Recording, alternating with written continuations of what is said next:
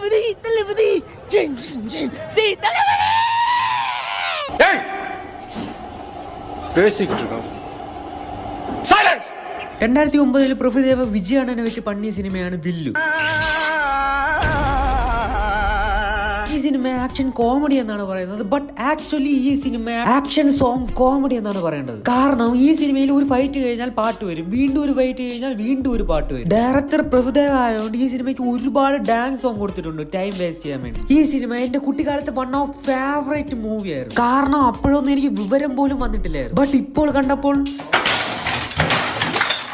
ഈ സിനിമയിൽ അണ്ണന്റെ റോൾ എന്ന് പറയുന്നത് പ്ലേ ബോയ് ആണ്. ഏത് പെണ്ണിനെ എങ്ങനെയൊക്കെ വളയ്ക്കാമെന്ന് അണ്ണനെ നല്ലതുപോലെ അറിയാം. അതേസമയം അക്രമം എവിടെ കണ്ടാലും അണ്ണൻ ഇടപെടും. അത് വിജയ് അണ്ണന്റെ ഒരു മെയിൻ ടെംപ്ലേറ്റ് ആണ്. ഈ സിനിമ ഒരു റിവെഞ്ച് പടമാണെന്ന് ചോദിച്ചാൽ ആണെന്ന് പറയാം. ഈ സിനിമ ഒരു കോമഡി പടമാണെന്ന് ചോദിച്ചാലും ആണെന്ന് പറയാം. എന്തിനൊരു പ്ലേ ബോയ് പടമാണെന്ന് ചോദിച്ചാലും ആണെന്ന് പറയാം.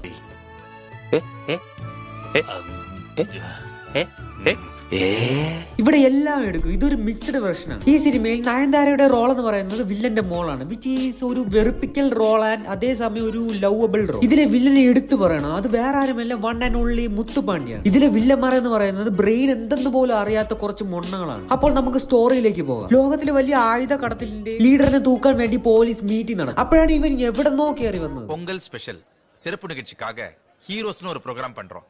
அவங்களுக்கு பிடிச்ச ஹீரோ பத்தி மக்கள்கிட்ட கேட்க போறோம். അങ്ങനെ എല്ലാവരും ചോദിച്ചതിൽ ഈ കളവയ്ക്ക് മാത്രം വേറെ ഒരാളുടെ കാര്യമാണ് പറഞ്ഞത്. അത് വേറെ ആരുമല്ല, അക്രമം കണ്ടാൽ പറന്നു വരുന്ന വിജയണ്ണൻ തന്നെയാണ്. സൂപ്പർമാനാ, സ്പൈഡർമാനാ, പോക്കർമാൻഡേ? Everybody rock your body. ഇതിൽ അണ്ണൻ സൂപ്പർമാൻ ആണോ സ്പൈഡർമാൻ ആണോ എന്ന് ചോദിച്ചാൽ അക്രമം എവിടെ ഉണ്ടോ അവിടെ അണ്ണനും കാണും. പിന്നെ അവിടെ അണ്ണന്റെ ഒരു കൊണച്ച ഫൈറ്റ് ആണ്. അതിൽ അണ്ണൻ എയറിൽ നിന്നാണ് ഫൈറ്റ് ചെയ്യുന്നത് വിത്ത് മിറർ.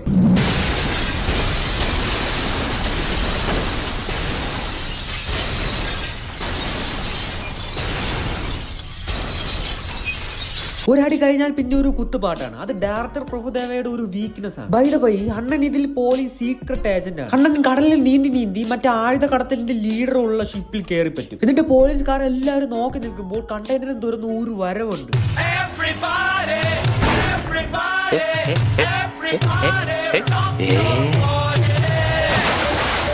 ബൈ ദ വേ, ഈ കണ്ടെയ്നറിന്റെ അകത്ത് എങ്ങനെ ഈ വണ്ടി വന്നു? അങ്ങനെ അണ്ണൻ കടലിൽ കിടന്ന് എന്തൊക്കെയോ അപരാധങ്ങൾ കാണിച്ച് അവനങ്ങ് പണി വിടും. അത് കഴിഞ്ഞ് അണ്ണൻ വേറെ ഏതോ യൂണിവേഴ്സിലെ നാട്ടിലെത്തും. ആ നാട്ടിൽ കൈ അടിച്ചാൽ കാള തിരിഞ്ഞു കിടക്കും. This theory made by Prabhudeva. അങ്ങനെ അണ്ണനും ഒരു ശിങ്കടിയും കൂടി പോകുമ്പോൾ എന്തൊക്കെ ഇല്ലോജിക്കലായ പ്രഭുദേവ തിയറിയിൽ കാളവണ്ടി ആക്സിഡന്റ് ആവും. അവിടെ വെച്ചാണ് അണ്ണൻ നയൻതാരയെ കാണുന്നത്. അണ്ണൻ പ്ലേ ബോയ് ആയതുകൊണ്ട് നയൻതാരയെ വളയ്ക്കാൻ നോക്കും. ബട്ട് ഫസ്റ്റ് ടൈം പാളിപ്പോവും. അങ്ങനെ അണ്ണൻ കല്യാണ വീട്ടിലെത്തും. പിന്നെ അങ്ങോട്ട് അരമണിക്കൂർ പ്രഭുദേവ തിയറിയാണ്. ആരെങ്കിലും നേരിട്ട് ഹലോ എന്ന് വിളിച്ചാൽ അവിടെ ഉള്ളവർ ഫോൺ എടുത്ത് ഹലോ എന്ന് വിളിക്കും. This theory made by Prabhudeva. അത് കഴിഞ്ഞ് അണ്ണനും നയൻതാരയും കൂടി എന്തൊക്കെയോ അപരാധങ്ങൾ കാട്ടിക്കൂട്ടും. ബേസിക്കലി ഫിസിക്കലി ആൻഡ് ബയോളജിക്കലി ഒരാൾക്ക് എർത്തടിച്ചാൽ ആള് പടമാണ്. ബട്ട് പ്രഭുദേവ തിയറിയിൽ നേരെ തിരിച്ചാണ്. എർത്തടിച്ചാൽ ഉമ്മ വെച്ചോണ്ടിരിക്കും. ആർക്കെങ്കിലും എർത്തടിച്ചാൽ ഉമ്മ വെച്ചാണ് കളിക്കുന്നത്, അതും ത്രീസം.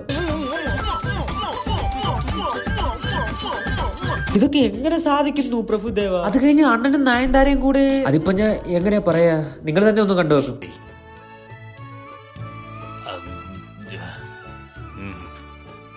അത് കഴിഞ്ഞ് അണ്ണൻ നയൻതാരയ്ക്ക് കിണറ്റിൽ നിന്നും വെള്ളം കോരാൻ പഠിപ്പിച്ചു കൊടുക്കും.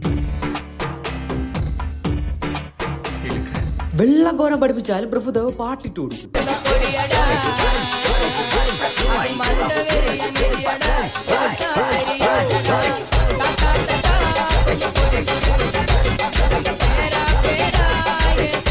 അത് കഴിഞ്ഞ് വീണ്ടും അക്രമം, അതും അണ്ണന്റെ മുമ്പ് വെച്ചു. അണ്ണൻ ചുമ്മാ വിടുവോ? അണ്ണൻ അവരെ നിർത്തിപ്പണ്ണു. അതോടെ നയൻതാര അണ്ണനായിട്ട് ലവ് ആവും. അതോടെ നയൻതാര എവിടെ നോക്കിയാലും അണ്ണനെ മാത്രമേ കാണുള്ളൂ.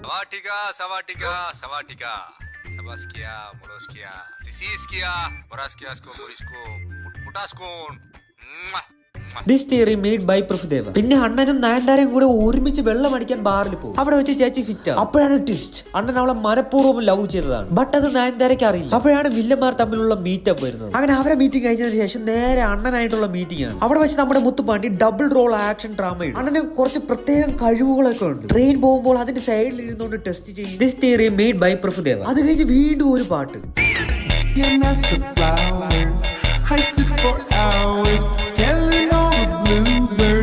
സത്യം പറഞ്ഞാൽ ഈ സിനിമ സോങ്ങിന് വേണ്ടി എടുത്തതാണോ, സിനിമയ്ക്ക് വേണ്ടി സോങ് എടുത്തതാണോ, അതാണ് സംശയം. ആ ഡാൻസിന്റെ ഇടയിൽ ആരോ അണ്ണനെ അറ്റാക്ക് ചെയ്യും. അണ്ണനെ ഓടിച്ചിട്ട് ഒരു കൊണച്ച ഫൈറ്റ് ആക്കി.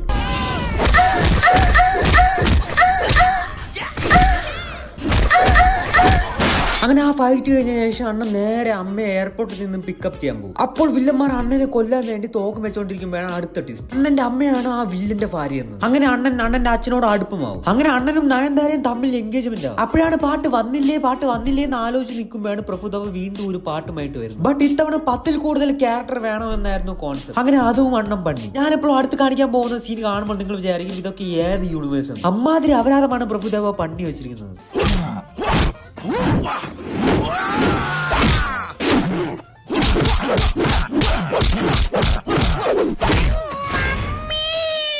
Yes, this theory made by Prabhudeva. അങ്ങനെ അണ്ണന്റെ അച്ഛനെ അങ്ങ് പണി വിടും, അതും എയറിൽ വെച്ച്. കാരണം ഇത് അണ്ണന്റെ അച്ഛനല്ല, ഇതാണ് അടുത്ത ട്വിസ്റ്റ്. അണ്ണന്റെ അച്ഛൻ പട്ടാളത്തിലായിരുന്നു. പട്ടാളത്തിൽ വെച്ച് മുത്തുപാണ്ടിയും ഗ്യാങ്ങും ചേർന്ന് അണ്ണന്റെ അച്ഛനെ അങ്ങ് പണി വിടും. ഇതിന്റെ റിവെഞ്ച് എടുക്കാൻ വേണ്ടിയാണ് അണ്ണൻ ഇതെല്ലാം പണുന്നത്. അങ്ങനെ വീണ്ടും ഒരു പാട്ട്. ഇത് ഇതുവരെ തീർന്നില്ലേ മിസ്റ്റർ പ്രഭുദേവ?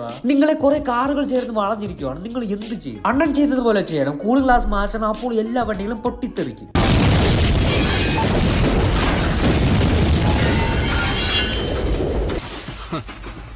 சுடணும்னு முடிவு பண்ணா சுடணும்.